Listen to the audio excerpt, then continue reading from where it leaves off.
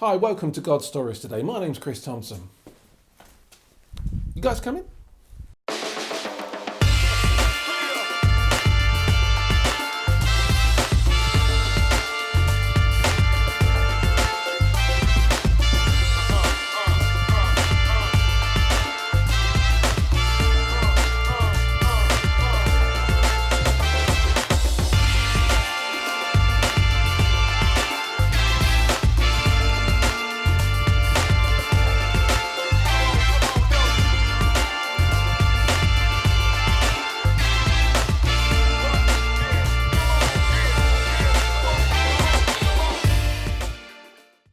Hello and welcome to God Stories today. My name's Chris Thompson. In the studio today, I've got a former soldier who is now a priest. Could you say your name for me? So I'm going to get it wrong. Kim Lovell. Lovell. Thank you so much for being here. Thank you for having me. She bless her. She's given me some notes about her life, and she's been incredibly honest about it. And I just want to sort of say, almost like in a prayerful way, that you can kind of hold her and us both as you're watching this in prayer, because bless her, God has done some amazing things in her life. So I can't wait to hear her story. In fact, actually, it's the first time you and I have really spoken. We've kind of seen each other a little bit, but not much at all. So this is a journey of discovery for me as well. Please check us out on social media, Facebook and Instagram and Twitter. And please subscribe and tell everyone else and all that kind of stuff. This is for the glory of God and no one else. So a snapshot, Kim, of who you are now, if that's okay. You know, what do you do? Where do you live? If you want to say that, safeguarding. but snapshot of who you are. Yeah, so I'm training. I'm in the ordination process. So I've done my theology degree, and now I'm doing my curacy in Plymouth. What's a curacy? Curacy, it's so when you're training to be a priest, you do a degree in theology to start with for 3 years generally, sometimes 2, and then you go on to do a more practical, kind of like an apprenticeship type role, and that's called the curacy. So I am in my second year of 3. Awesome. Yeah. Wonderful. So let's get back to the beginning, because this is your God story. Yeah. Where were you born? Where was I born? East Midlands area. Yes, I'm being vague on purpose. That's right. East Midlands, go East Midlands, respect. I say that because I had a bit of a split parentage straight from start. So 5 days a week in Derbyshire with my grandparents. I'm with that. I was the same. Weekend with my dad in Leicestershire. Weekend with my mum in Nottinghamshire. Cool. So got to see the place. Did, yeah. So East Midlands, I feel I covered it. Cool. And in your notes it says that you felt an attraction to God at a very, very young age. Yeah. Could you talk about that? Yeah. So I remember I was tiny, so I was at infant school, so probably about 5 or 6, and I remember really vividly the teacher would end the lessons with gathering us at carpet time and telling us these Bible stories, and there was just something really attractive about these stories that just made me want to know more. So I went to my dad, who was not Christian, and I told my dad I want to go to church, and he was a bit like, yeah, all right, we'll wait for this one to fade. So it didn't really give up. So I kept pestering him to the point that he thought, fine, if you want to go, I'll take you. And he thought he didn't want to just drop me off somewhere and not know anything about it himself. So he started going. Oh, wow. Yeah. So you're an evangelist at a young age? Yeah. Check you out. The power of story. This is God's stories today. I think one of our most powerful evangelistic tools is and are our stories. In fact, actually, I would say an evangelist is a storyteller. When you look at the woman at the well, she encountered the meaning of life, Jesus Christ. That woman had quite a tumultuous sort of like past, as it were. Her life just to me looks like she's someone who's searching for the truth, and then she finds it. It's right in front of her. Now, what does she do? She doesn't sort of like get a degree, although I'm totally all for the academic. I really am. Married to one. But what she did, she went to a village and she told her story. Yeah. And in telling the story, the whole village came to know Jesus Christ. That's evangelism. And it's interesting you talk about how as a young person, your faith started to sort of like kick in. I think Rachel Jordan Wolf's research, she's the like national champion, I think, for like evangelism. I think her research says that those kind of like faith if it starts before 4 or something like that, really, really becomes embedded in a person. So it's fascinating. So what was it about storytelling and the storytelling that attracted you? You know what? I mean, it was quite a while ago, so it's hard. But I do remember there was just this attractive quality, and there was something about who they were saying this story about who God was that made me just really want to know more. And as a child, it was obviously very simplistic, and I just felt this is something that I want to be a part of. And I think my dad remembers one of the things was me telling him that I wanted to be christened, and he was a bit like, well, you don't know what you're on about. so partly you should go.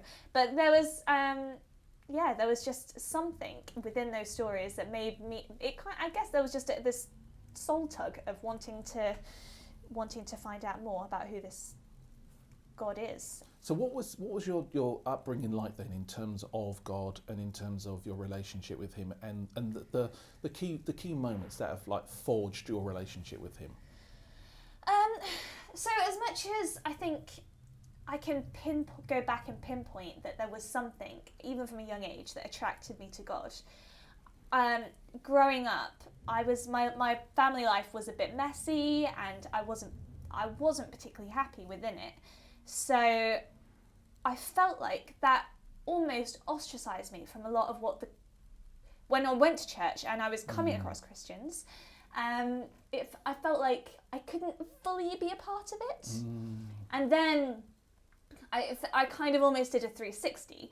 Like, I realised that as a child, the church was offering an awful lot of what seemed like a good stuff. So they had some good youth clubs, and they would take you away a couple of times a year, and I was really all for that.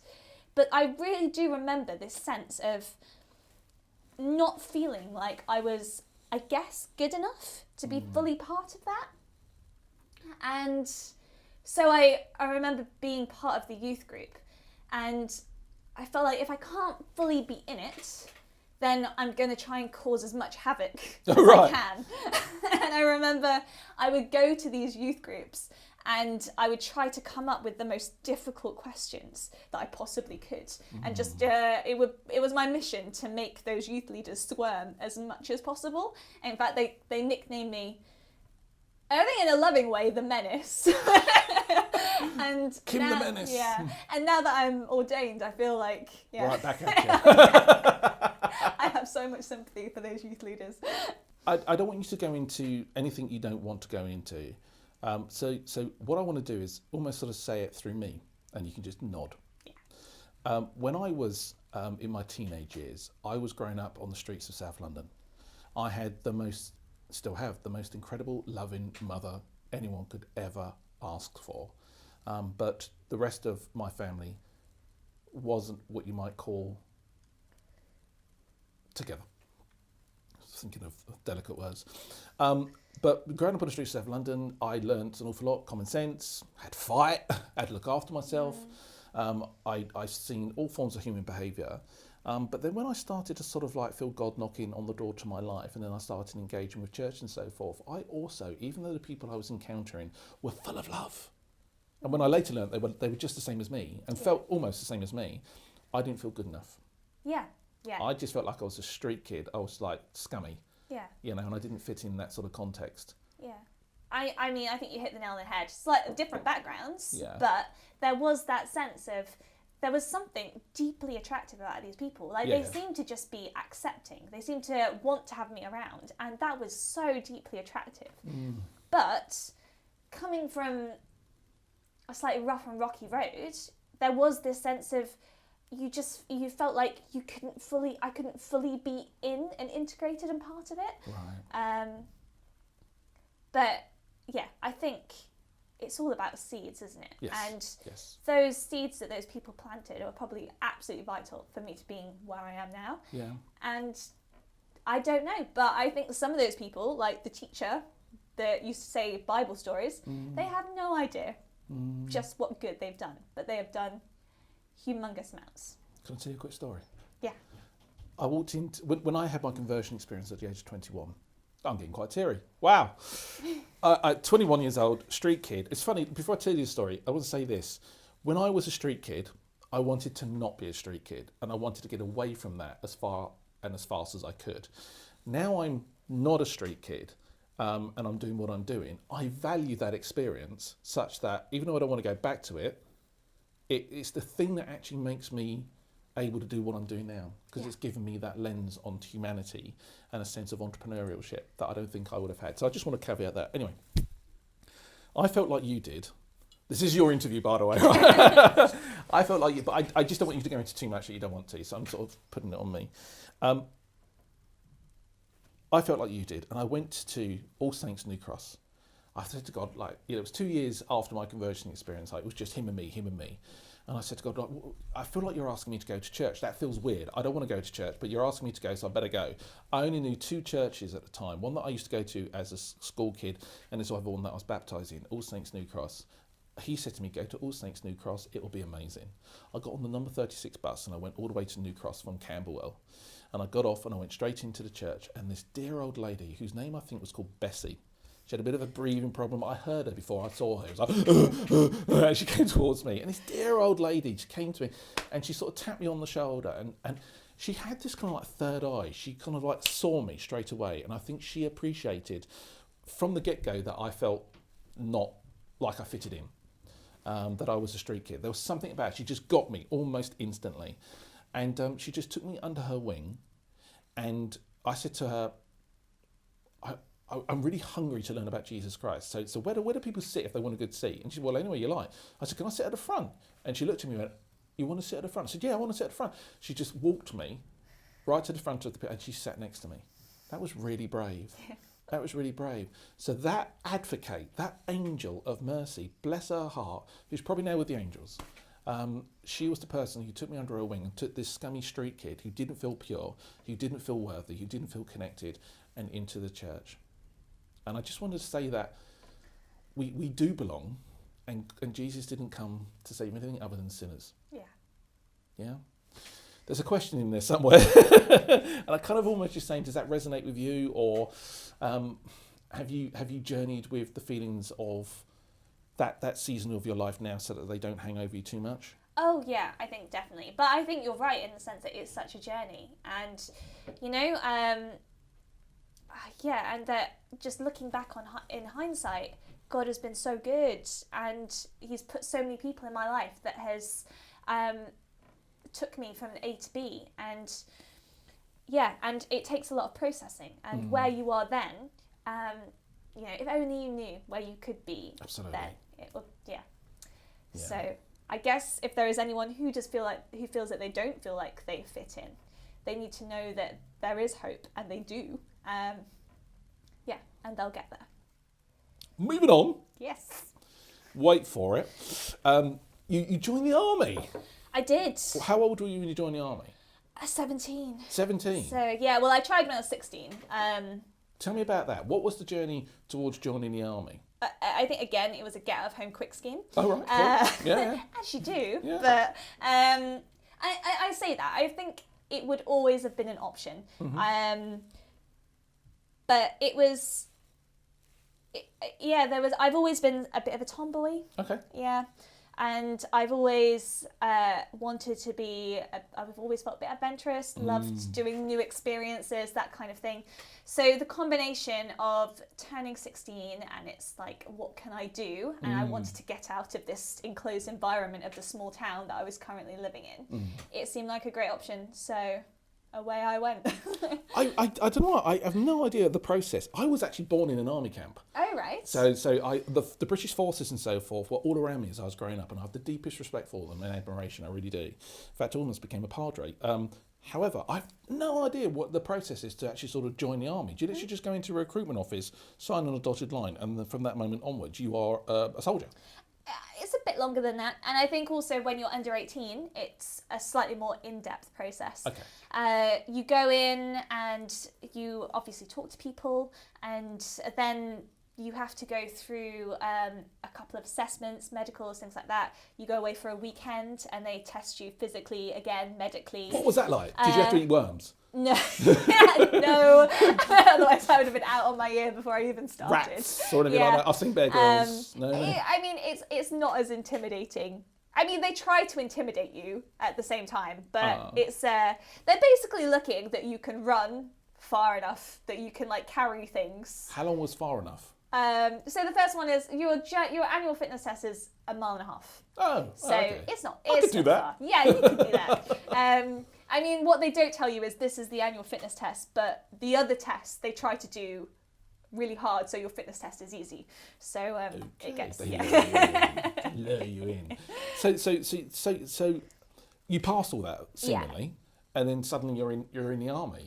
What happens? Do you literally go away to a base somewhere, and then suddenly that's your life? You stick the uniform on, and then you're trained rigorously from that moment onwards. And basic is intense. Right. So you do what they call basic training. I mean, this is every time has passed, so things. But generally, you go to basic training. Mine was in Winchester, and I did 12 weeks. Right.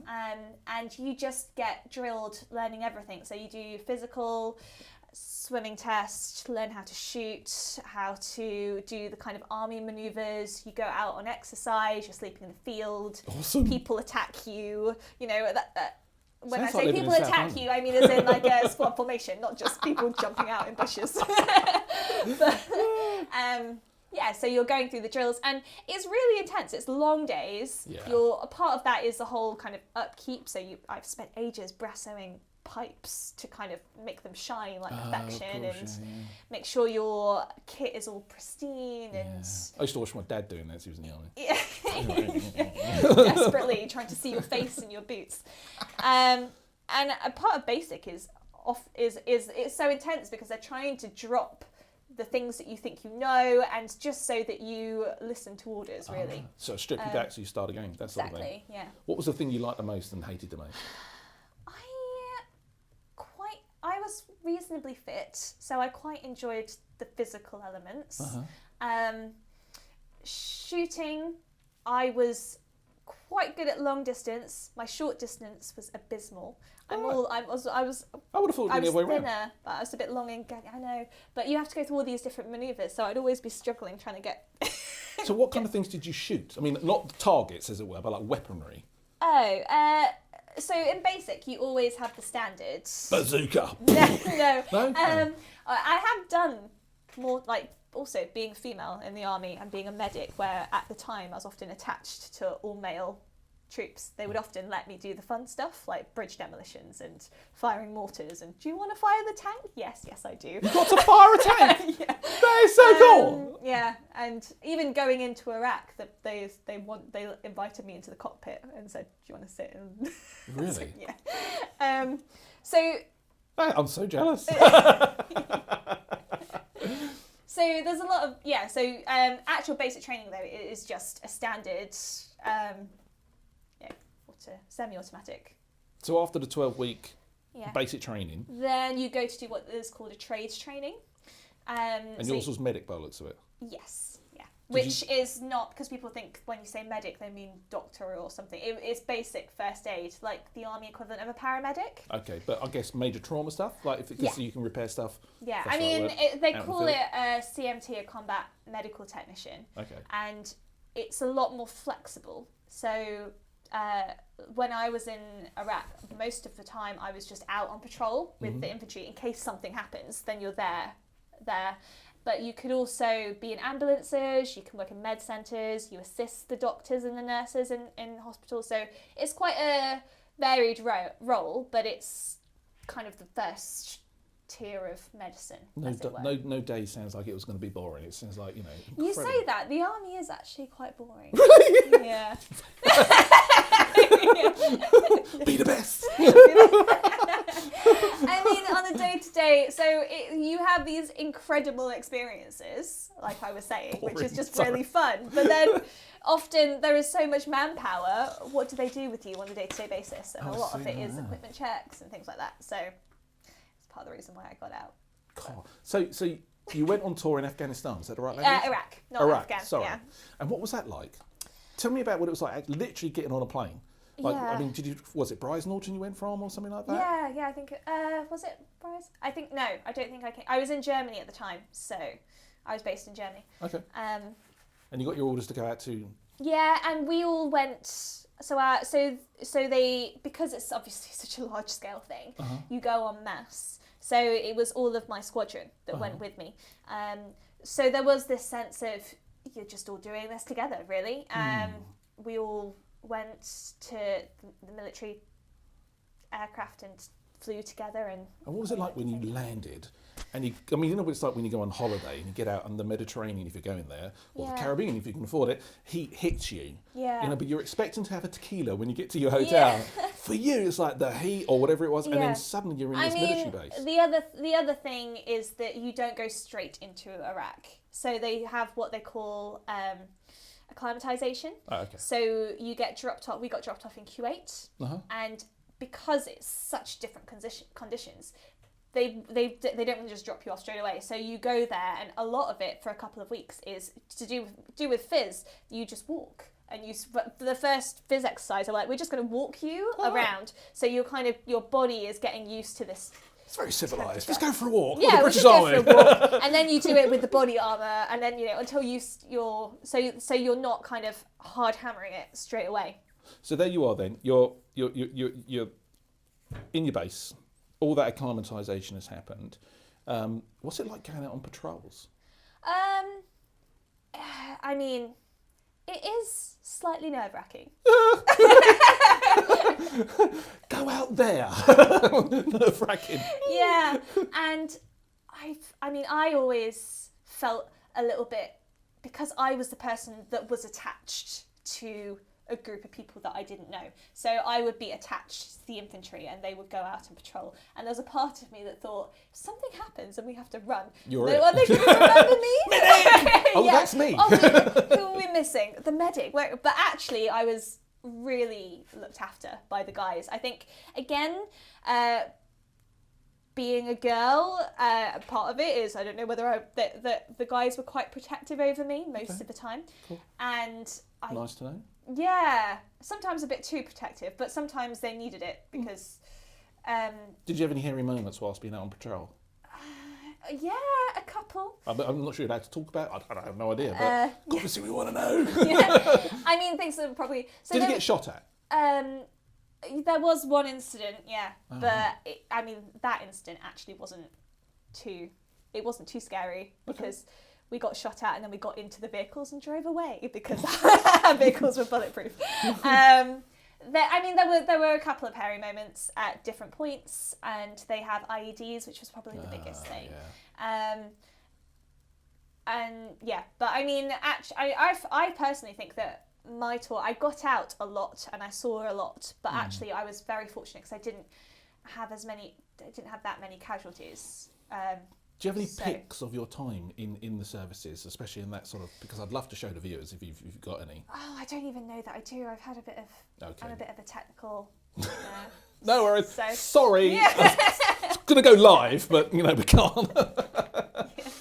So you're there, you're going out on patrols, you're the medic, you've done a really great job, thank you, I feel like I'm there now. Therefore, painted that picture. What was your faith like at that time? What was your life like at that time? What questions were you asking about life at that time?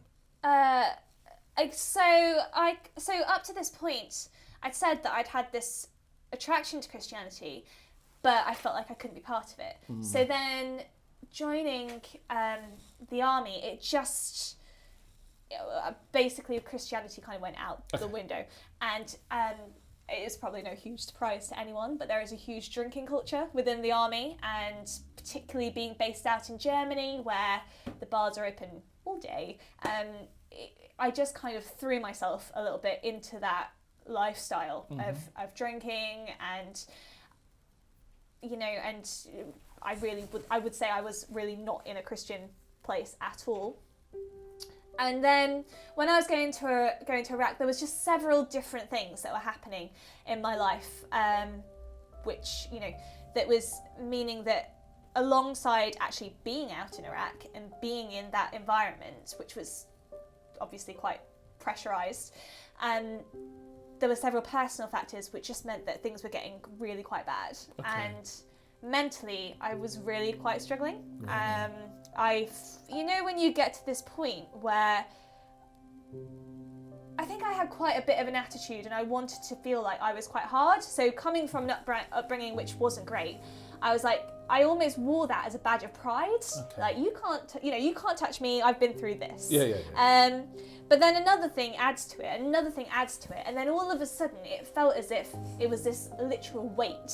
I kind of remember almost feeling like the weight of everything was just on my shoulders. Suddenly all concentrated. Yeah, Boom. and I was just really struggling. So I remember having a really difficult phone call from home, and I'd just been told that I had to go out onto the Iranian border. Right. And again, I remember this physical weight, and I was out with the infantry, and we got onto the helicopter. So the helicopters in the military, they have the doors open so that they at the back or both sides. So you have a door that's open on the side and then a door that's open on the back, because you have a machine gun strapped to the side. And so it is extremely noisy, and you have to wear ear defence as you're in. And so I just felt this crushing weight of stuff that's happening, and I remember just praying to God, I can't do this anymore. Like, if you're there, I literally remember going, if you're there, you need to show me, because I can't do this. I can't keep living like this. And in that moment, I mean, it's really hard to put into words, but God showed up, and I just had this sensation, and I always describe it as almost like, felt like a golden sensation just seeped through my body, and I just had this feeling that it was, and I just knew that God was saying, it's not okay, things are not great, but in that moment everything changed, because I knew that what I was going through, I wasn't on my own, and I wasn't doing this. God wasn't just some distant God, but a God that loved me and was going to be with me throughout all of the journey. And again, I think I remember this in hindsight, but another slight worry that I had was I'd just been joined with this group of guys who I had not seen, and at the time I was a bit thinner than I was now, and I was looking around, and we had these Bergens to last me for about a week, and then being a medic, I had another Bergen, and when the helicopters land, you basically have to get out and run because of what's happening. And I was like, oh my goodness, I'm not going to be able to keep up with all these people, and because I had to have one Bergen strapped on my front and one Bergen strapped on my back. And I'd had this moment, and then as we were leaving, I started to panic, and really bizarrely, as I was running with these two Bergens strapped to me, I got caught in the updraft, and all of a sudden I started running past all of these like really big soldiers, and they were sort of looking come on, at me, guys, going, slackers. yeah, this girl is fit. Like, just So that's what happened when God comes into your life. You get caught in the updraft. It was this amazing moment, because it was just like this easy motion as I was just like casually like just stripping past everyone. And again, I feel like thinking about it, that I feel like it was a profound moment of God almost saying, he is with me, he's carrying. It's not easy, but you can rest on him in those like dark times, and when you don't have that strength, then he's there. Wow. If I can I take you back to the golden feeling? Yeah. Okay. Now, I know you said it's hard to put into words, and I totally get that. But I'm going to ask you to put it into words. So you're sat in this helicopter, you've got the side door open, maybe the back door open, guns everywhere, ear defenders on. You're clearly enraptured in this ecstatic moment, as it were. Yeah. And you say you describe it as golden. I mean, were you completely enveloped in this? Did you have an emotional response? I mean, normally I start blubbering like a baby when things like that happen to and I'm me. glad that didn't happen, because I had two guys beside me who had no idea what was going on. Yeah, but I find it really hard. But it was just in that moment of saying, God, if you're there, you need to show me. It just felt like he was so present, as if I could put out my hand, and as if he was so tangibly there. And I think of it as golden, but I can't think of it as just, it literally just seeped through my entire body. Yeah. And there was this assurance that I knew that I wasn't there. And so how did that change your life then? You got off the helicopter, you had an immediate updraft which carried you through it, which is a wonderful theological metaphor, it really is. It's the most incredible thing. Everyone's going to be preaching about that now who's a preacher who watches this. But what changed about your life from that moment onwards? I was suddenly like, whoa, this is actually real. Yeah. And from that moment, I just got my Bible and I started reading it as avidly as I could. And I was really struggling because after Iraq, we were based in Germany and I didn't speak German. And they have a chapel on site. But at the time, there was literally nobody that went to it. So the thing that I had was these, the word for today UCB notes. Yeah, I think I do, yeah. I managed to get my hands on those, and they have a little kind of devotional message and read the Bible in a year. Right. And I would pour my way through that, and I would keep on reading. And again, just even despite having no contact with other Christians, God was just speaking. It felt as if these UCB editors had somehow been spying on my life and speaking directly to me. And again, I would say that journey was not easy. There was a huge wrestling to try, and part of me didn't want to take on this Christian lifestyle. I didn't really like the idea of it very much. I felt like I was having far too much fun. Yeah. But clearly your life started to change. Yeah. Both in terms of the way in which you lived it out, but also internally. Absolutely. Your interior life started to change by the sounds of it, quite dramatically. Yeah. So how long did you stay in the army from that moment onwards? About a year. Me and my best friend at the time, I think we both had decided that full-time work in the army, again, it was basically that on a day-to-day lifestyle, we were finding it quite mundane, so I left with the idea of joining the TA. But I found it really difficult, and this is probably more my fault because I wasn't very good at asking for help and sorting out resources and things.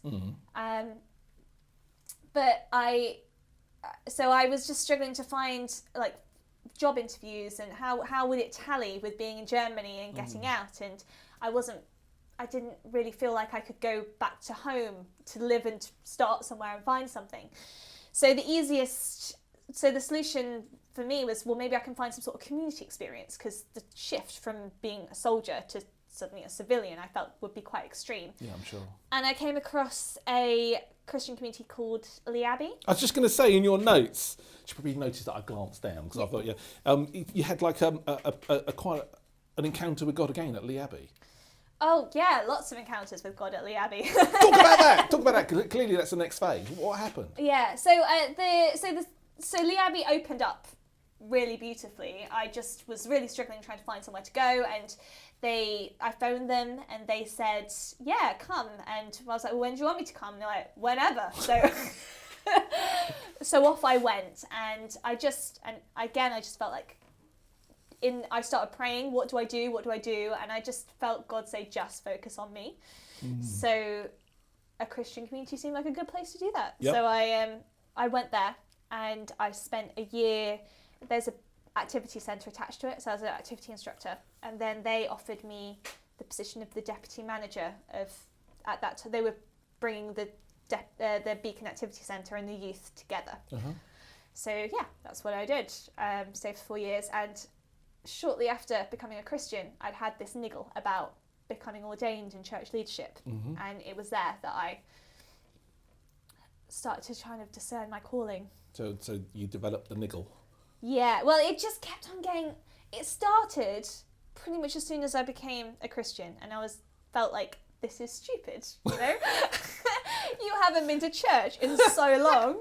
Why are you so, like, it feels a bit like an egotist, really, doesn't it? But anyway, so it felt like a very small niggle, and I kept pushing it back, and then it just kept on getting stronger and stronger and stronger, to the point that I actually had a night where I was awake the whole night, and I felt like this question was suddenly really, really urgent, and I needed the answer now, which is a bit harsh on God, really. But I went downstairs, and I knew we were having a retreat, but I didn't know what the talks were, because we have the community retreats every so often. And the first talk was discerning your vocation, and I was a bit like, God, you're funny, but that doesn't necessarily mean ordained ministry.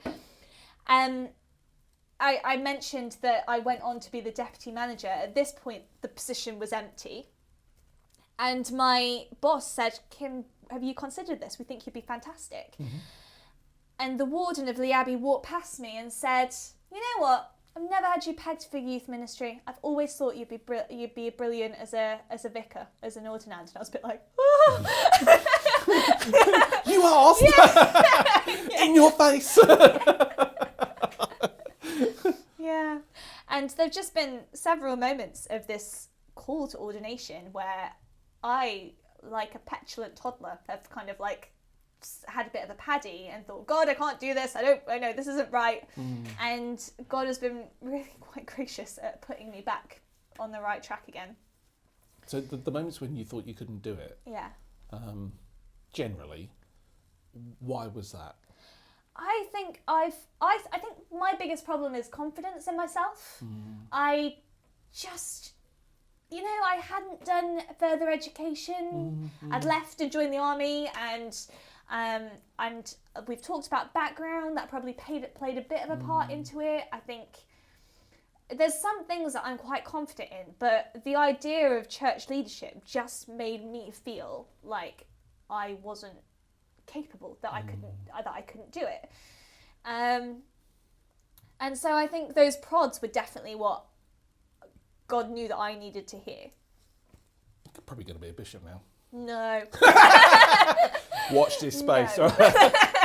It's funny, I had this, just in case anyone's having the same sort of wobble about anything that you're being called to do by God, forget the ordination thing here. It could be like, you're going to be a missionary, you're going to, I don't know, open up a shop or whatever.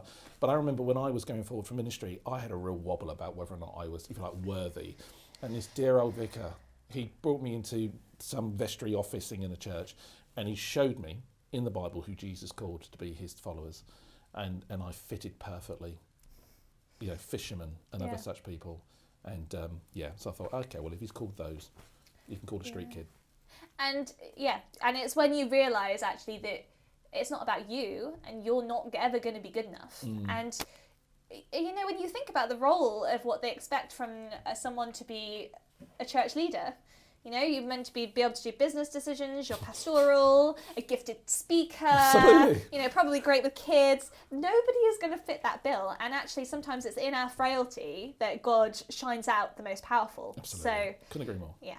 So you're at Lee Abbey, all that happens, and it seems like the calling to ordination was really sort of like solidified, and it was there. And then you went on the discernment process. Yes. And you got through it.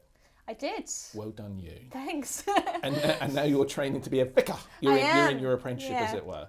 But before you did that, you went to Bible college, as you put it here, Trinity in Bristol, where you met your now other half. Yeah. Do you want to talk about that? I feel like... It's only because I know him, I want to wind him up. You don't have to if you don't want to. I met Jared there. It was, God again is very good at... He's such a good guy. Putting really people together. Such a good guy. Yeah, I feel like that's probably the most cliche, don't they? There's a bit of a stigma around meeting spouses at theological college, I've heard. Yeah, so. Is it? Yeah, that isn't a reason to go, by the way. But yeah, it's.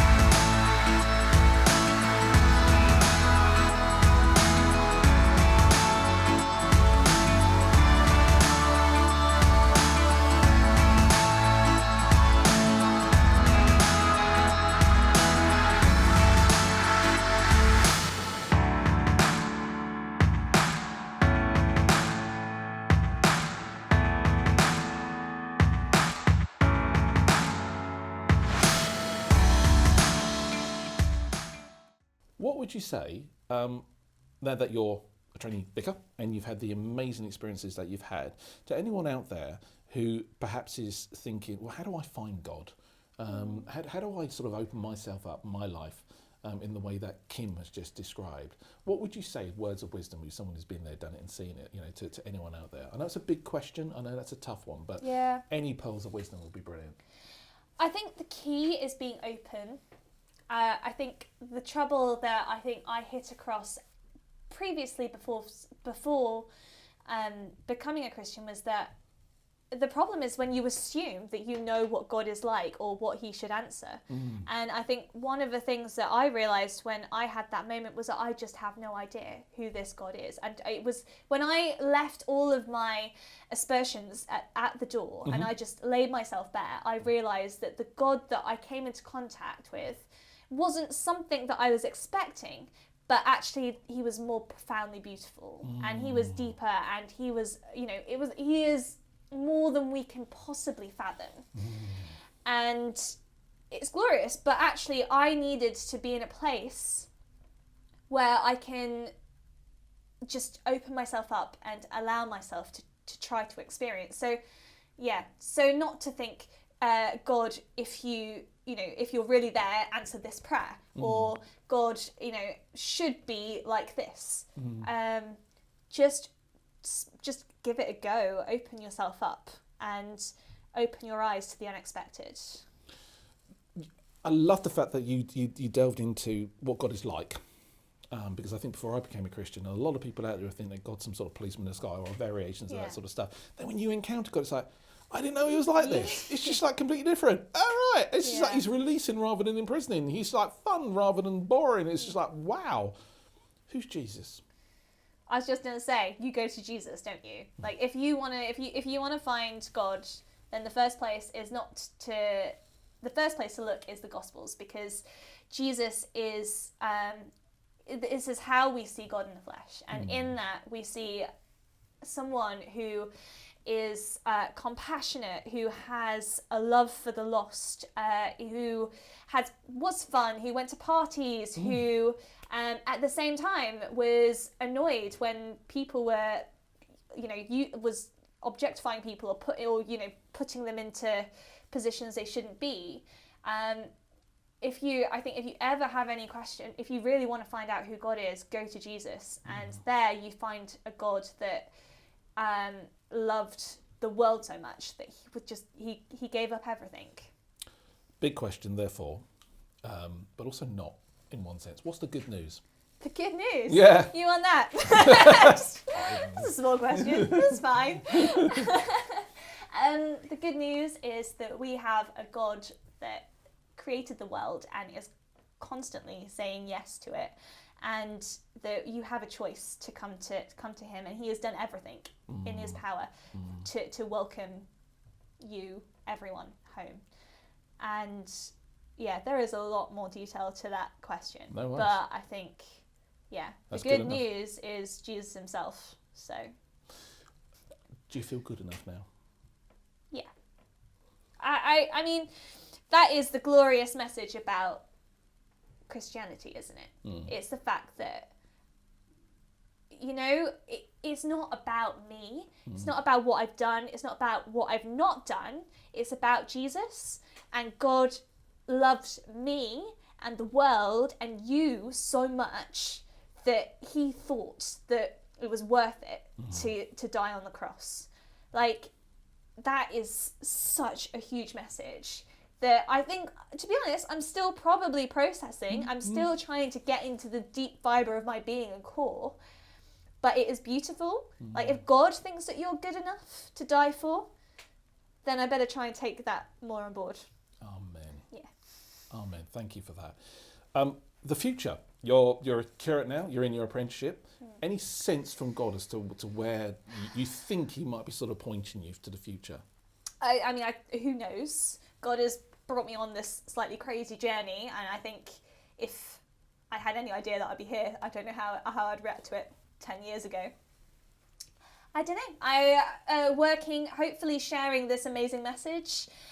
I personally quite enjoy being in areas which are where people are perhaps more marginalised, more deprived areas of city and things like that.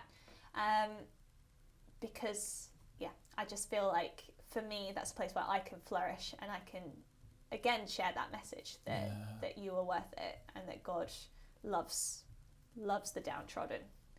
I think the one primary thing that's coming through in this interview, and thank you so much for sharing your God story, and I know there's so much more, is that actually God is about reconciliation, it's about healing, it's about restoring, and it's about bringing people to full life. And it's actually, the notion of being good enough, it's actually God says you're good enough. It's not whether I meet the standards, because you're never going to meet the standards. Yeah. It's about what Jesus has done so that actually the standards are already met by him. Yeah. Wow. I feel tingly just thinking about it. Anything about your God story that we've missed that you'd like to say? Not that I can think of. No. Okay, cool. Can we play My Game Spotlight then? Yes, please do. Awesome. Excited. Right, here we go. As I said, a lot of people like this. A lot of people just think, really? But I just think, we're going to just entertain me, okay? And hopefully a few out there. Okay. The job that you'd most like to have if you weren't a priest? Living in Plymouth now, I love the ocean. Being by the ocean is amazing. So being able to kind of explore the oceanography, something like that would be pretty amazing. Favourite cereal? Favourite cereal? Uh-huh. Posh one. Those Jordan crunchy bits. It's too posh for me, I'm sorry. Too I have no posh. idea. You don't know. But that's it, Jordan crunchy things. Yeah. Oh, okay. Yeah. Add a bit of yogurt. Beautiful. Red sauce or brown sauce? Red sauce every time. Oh, wow. I need to spend some brand names. I shouldn't do that. Can you reverse park? I think I proved it today. Yes, you did. You reversed into the thing. Strangest prayer answered. So I always feel a bit dodgy about this because I feel there's this whole thing about should you pray for a parking space or should you not? I remember I was walking in the rain and I was really annoyed at how grisly it was, and I found myself praying, and then I got annoyed at myself for praying because it's like, why should you be praying about this? You're just walking in the rain. And then my boss came past me and was saying, he's like, oh, do you want a lift? Which was exactly what I was praying for. And I was like, yes, I do. And he went, oh, well, we're going all the way into Barnstable and we've got Pizza Express tickets. Do you want to join us for a meal? And I'm like, yes, I really, really do. Happy days. so again, I just feel like it was God saying, he cares about the little things as well. Totally. And clearly pizza. Yeah, and pizza. it's a bargain. Film star crush. I don't know, actually. No? There are so many beautiful men in the world. I don't know. Oh, bless you. Have you ever seen an angel? No. Okay. You're in heaven for the first time. Uh-huh. And you meet Jesus face to face. Wow, yeah. What's the first thing that you'd like to ask him? What would I like to ask Jesus? That is a tough one. Why?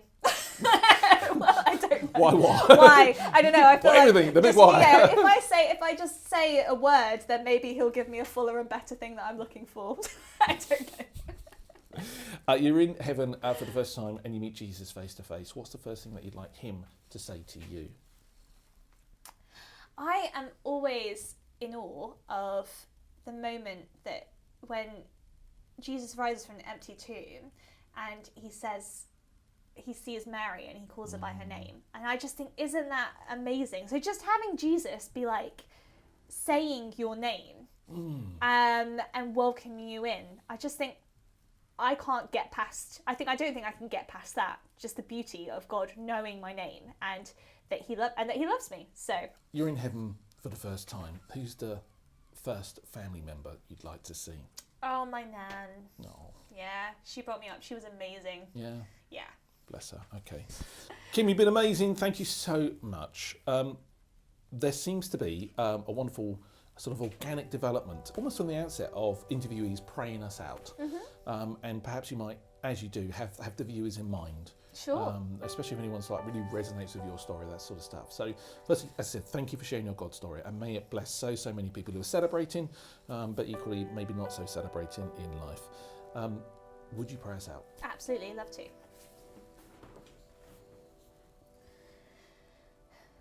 Heavenly Father, I want to thank you for this time together, for the time that you know each person that is tuning in, that is listening. I just pray for any people that feel perhaps that they are unworthy for whatever reason, and I just pray that they can grasp onto that truth, that amazing truth, that you love them abundantly, so much that you would die for them, and that they truly are worthy and precious in your sight, all because of Jesus.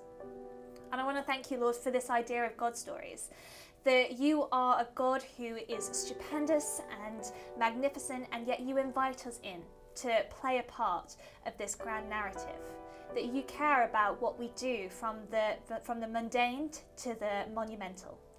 And I also just pray for your blessing upon Chris as he carries on doing these interviews, and for the amazing people and their stories that they have to share that will sit in this chair. Just bless it all, Lord. And we pray that as we go out, that we will be full of joy in your presence. In your name, amen.